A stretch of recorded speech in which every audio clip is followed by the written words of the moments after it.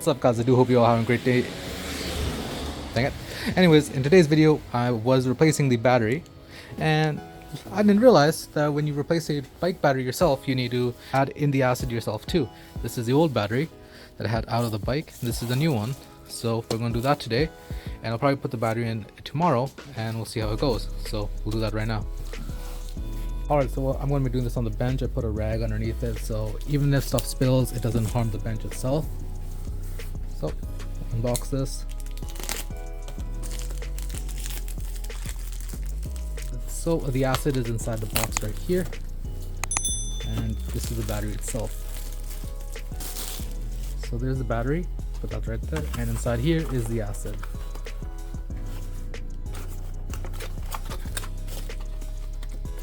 Comes in a bottle like this, and when you remove this battery tape right here, there should be something inside to poke it. See these? You might not be able to see. Zoom in. Inside the holes there's these small prongs where when to put this in, it'll poke it, and all the acid will fall in and drain in. And when you do remove it, don't toss away the top cap, because you will be using this to put over top of this, over top of the new battery where they have the holes to cover it up just like that. When you are doing this, make sure to refer to the manual that comes with this. It'll give you all the instructions on how to do this as well. Basically, as I've said, remove this, remove the remove the tape, remove the cap, put this in directly down, let it drain all the electrolytes through. There will be the Vazir. Make sure you see the Vazir bubbles coming out. If they don't come out, tap it a couple of times, but don't remove the electrolyte bottles. It says here it should take about minimum 20 minutes or longer until it's all out and inside the battery.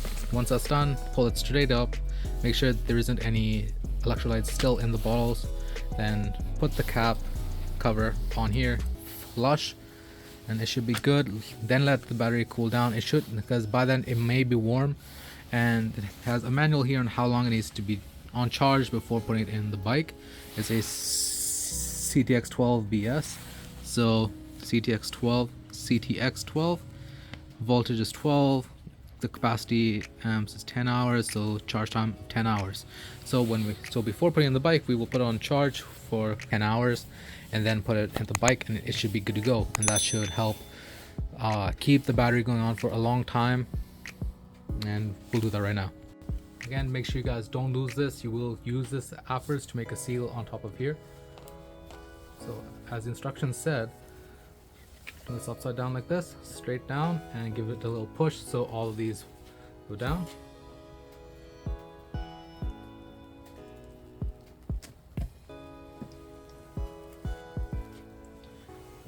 And now they're all starting to flow. You guys can see it. This one. Yep, you can see all these bubbles going. You might not be able to see from up top, but if you look at it from the side, see the air bubbles are going right there. The electrolytes are flowing. So this one's not flowing, give it a couple taps, it might be going down. It should be going down from what it says. This one's going down really quickly while the others are a little slow.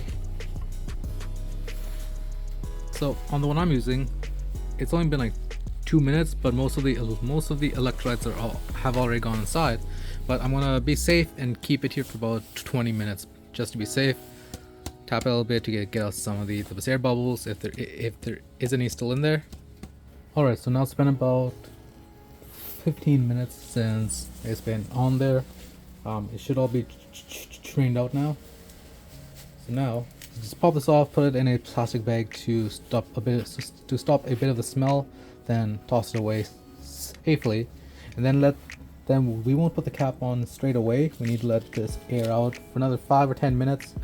Then we can put on the seal and make sure it's flush. Alright, so now we just carefully remove this, make sure nothing spills, and let that air out.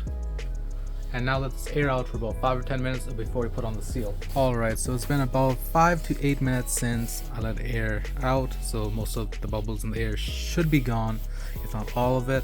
The next step is to take the caps that you had before from the acid bottles and put them on top of this. Put them on top. You make sure they're sealed.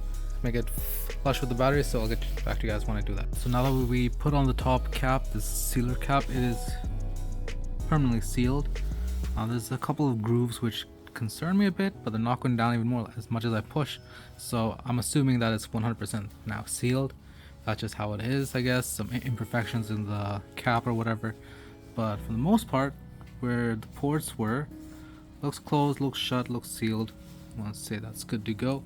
They did say to let it soak up for a couple of hours, if not overnight, before putting it on a charge. Apparently, right now, if in case of an emergency you need to go, if you put this in your bike and you start it up, it will start the bike up, it will run, it will charge, but it won't extend the life of the battery till the most it can be. So I'm going to have it sit overnight and in the garage, or I might take it inside and have it sit overnight because the garage is cold, it's not heated, so I don't know how that's going to affect this. But it's not even that cold right now too, so it should be good in the garage by itself. So anyways, yeah, now that we have the cap on, the battery is permanently sealed. As you guys see, follow the instructions, and some other videos online, some do say, which is what I'm going to do, is now that it's sealed, I'll still have it soak like this for about overnight, then put it on charge, and then put it in the bike so I can extend the battery life to as much as it can be, so I can get the most bang for buck out of this cheap battery. That's it for this video, guys. Hopefully you guys found this video helpful. Hopefully you guys enjoyed it. Hopefully it helped you out if you're new like me and this is the first time you're putting the acid into a battery. I didn't know, because I know for cars you just go pick it up from the store, pop it right into your car, and that's good to go. But here's the old battery that was 180 cold crank. This is the new battery, which is 175 cold crank. It shouldn't be that much of a difference. It's a newer battery, so it should start the bike up well enough. So I'm going to keep this overnight, and then tomorrow put it back into the bike. So there you guys go. That's how you add the acid into a new battery and seal it for use. And yeah, hopefully you guys enjoyed. If you guys did, please consider the subscribing down below. We are getting close to the 1K milestone, and I would really appreciate you guys' support. I post videos on motorcycles, on trucks, and cars, but for the most part, motorcycles and BMW E46s. So yeah, hopefully you guys enjoyed, and I'll catch you on the next one. See ya.